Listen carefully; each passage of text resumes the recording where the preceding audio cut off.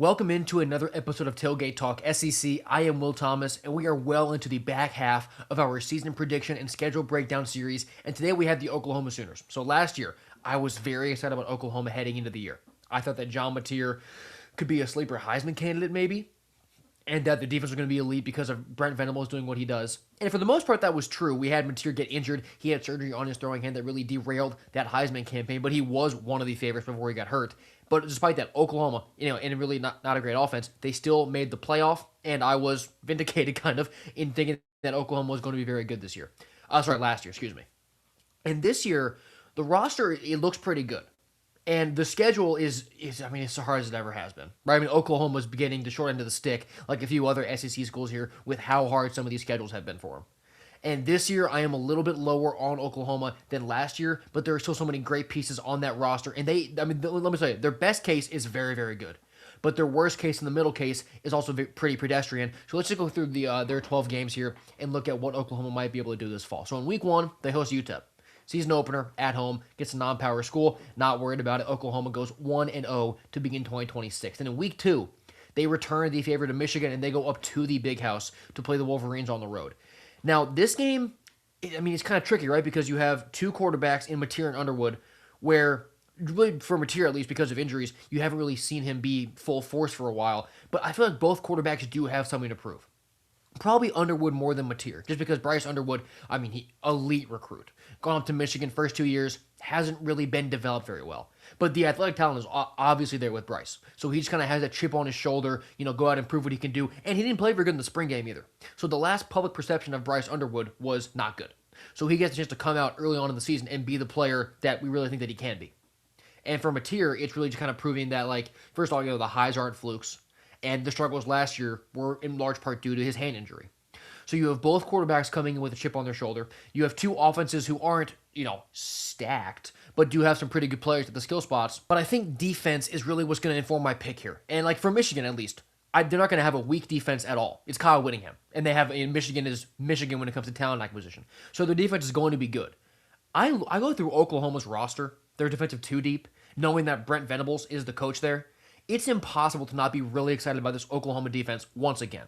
So I'm going to lean Oklahoma when it comes to the edge on defense. And offensively, we saw Mateer outdo Underwood last year. I think we could see the same thing this year. So I'm going to say that Oklahoma goes up to Michigan and is able to get a win in the Big House, back-to-back against Michigan, and start off the year 2-0. Then in week 3, they'll come back home. They get New Mexico at home, so coming off that Michigan trip. And before this Georgia trip in week 4, they get a little bit of a relaxed game, a down opponent. Now they will be. This is a sandwich spot, so it's a very good thing that New Mexico isn't another SEC team, because at Michigan and at Georgia, that middle week right there is a really dangerous spot. So having a non-power school is a bit of a break, because I think Oklahoma's going to come out in this New Mexico game and not play very well. They'll win, but it's a really tricky spot to get fully up for a game there. But against New Mexico, they'll get the win. And then in week 4, like I said, they go to Georgia. Last season, Oklahoma hit the road to one of the top teams in the SEC in Alabama, and they were underdogs. They were obviously not projected to win that game, and then their defense caused havoc. A bunch of picks, a long pick 6, getting pressure, just really controlling the game defensively, so taking a lot of pressure off of your offense in a hostile environment against a good defense. That's what I think we get this year when Oklahoma goes to Georgia. They did to Bama last year. I think they can do it to the Bulldogs this year, where that defense is able to take advantage of a Georgia offense that doesn't really have many dynamic receivers. Their running back rooms are great. Their running backs are incredible. That's going to be the point that Oklahoma has to focus on, is can we stop Nate Frazier, Chauncey Bowens, Dante Dowdell. That running back room for Georgia is incredible. But with no dynamic passing threat, Georgia won't be one-dimensional, but they won't be solidly two-dimensional, at least not early in the year. So with Brent Venables being able to focus his team on mainly stopping the run and then just limiting pass explosives, I think they can do it to Bama last year, and what they did to other schools as well. And that's just kind of run the game defensively, cause turnovers, and just really control the game with that side of the ball. So I'm going to take Oklahoma to beat Georgia in week 4 in Athens and head into their early bye week in week 5, 4-0. So then coming out of their bye in week 6, it's the Red River Shootout. They go to Dallas, they play Texas, and if you've watched anything else that I've put out that's involved the Longhorns, you know what I think about Texas this year. I've got Oklahoma losing this game to the Longhorns, again like they did last year. I just think that Texas is too strong. I think they don't really have a glaring weakness anywhere, if not even glaring, any weakness anywhere. I think that roster is incredible. They made really good staff hires to the Longhorns. I think that they're just stronger than everybody, and they'll beat Oklahoma to give the Sooners their first loss here in Week 6 to be 4-1 here as they go to Week 7. And in Week 7, they host the Kentucky Wildcats. I've been pretty excited about Kentucky too. I'm very high on them in terms of Kentucky football. Right, I have them winning 7 games this year, but really pulling some upsets. This is not one of them. I've got Oklahoma being able to take care of Kentucky at home. Just that defense, coming off of what I do think will be a loss to Texas, coming home against an offense in Kentucky that has some weapons, but they're not the same as Texas at all. You can really get comfortable, be more yourself, play your game, and be able to stifle a Kentucky offense and get a win. Then in Week 8, they go to Mississippi State. This game was weird to me. I currently have Oklahoma losing this game. And it's not because I think State is better than Oklahoma. It's not because I think Oklahoma's going to fall apart at this point. I just don't know if you're really in a spot here, if you're the Sooners, where you're nearly as excited to play this game as Mississippi State is. Because the way that I have the Bulldog schedule playing out, I have them at this point in Week 8 not having a conference win yet. And therefore, Jeff Lebby, the conversations around him coaching that team are coming back up again. So I don't see a scenario where Oklahoma wants this game more than Mississippi State does. And State, they're like Arkansas last year to me, where their offense is full of playmakers. They're going to be able to score a lot of points and make a lot of explosive plays happen. But their defense is probably not that great. So if you're going to beat State, you have to be willing to play in a shootout. Can Oklahoma do that? I don't really know. Because at this point in the year, their offense will be so used to their defense handling business to at least a relative degree and not having to score 35 or 42. I think in the game like this, where they don't want it as much, they're in Starkville with the Cowbells against a desperate Mississippi State team who can give just about anybody in the country 35. I think it's a unique spot. It's a tricky matchup. So for that reason, I have Mississippi State beating Oklahoma here in Week 8 to give the Sooners their second loss and probably, given the caliber of opponent, maybe a playoff eliminating loss for Oklahoma. Here in Week 8. But then in Week 9, they come back home. They get South Carolina. This will be a win. Another one of those bounce back spots. The Carolina offense, it has weapons in the similar sense of Mississippi State, but I don't see the Gamecocks offense being quite what State's can be, drive to drive. So, and also just coming back home off of a loss. Oklahoma won't lose 2 in a row, 2 lesser SEC opponents. So give me Oklahoma over South Carolina in Week 9. Then in Week 10, they go to Florida. I had a hard time going through the Gators schedule, finding a home game for them that I felt comfortable saying they would lose. And this is kind of the same deal here. I don't think Florida really loses at home, and I don't know that Oklahoma has the weapons to really go get that done. And, when you're Oklahoma, the defenses are rarely able to cause havoc and destroy Florida in their home building. It happens. It has happened. So Oklahoma can maybe eat my words here with how good their defense is and just go into the swamp and be able to control the game with their road defense. It just doesn't happen that often. So I'm not really willing to predict that it will. So for that reason, I've got the Gators beating Oklahoma as well in Week 10 to hand Oklahoma their third loss, which would definitely at this point be a playoff eliminator. And OU would be 6-3 when they head back home in Week 11 to host Ole Miss.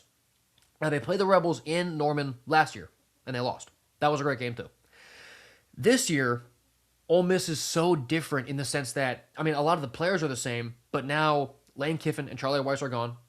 And Pete Golding is the head coach. I don't mean this in a way where their offense is going to fall off a cliff, because those players are still there, and the general sense of the scheme will still be there. But the play calling is going to be different. And with how good Lane and Charlie Weiss are, it's not disrespectful to just say that it's probably going to be just worse by law of averages. So because of that, Ole Miss's offense not being as strong, and you get the Sooners defense at home, I've got Oklahoma being able to beat Ole Miss here in Week 11, get revenge for last year, and stack a 7th win to their resume here in Week 11.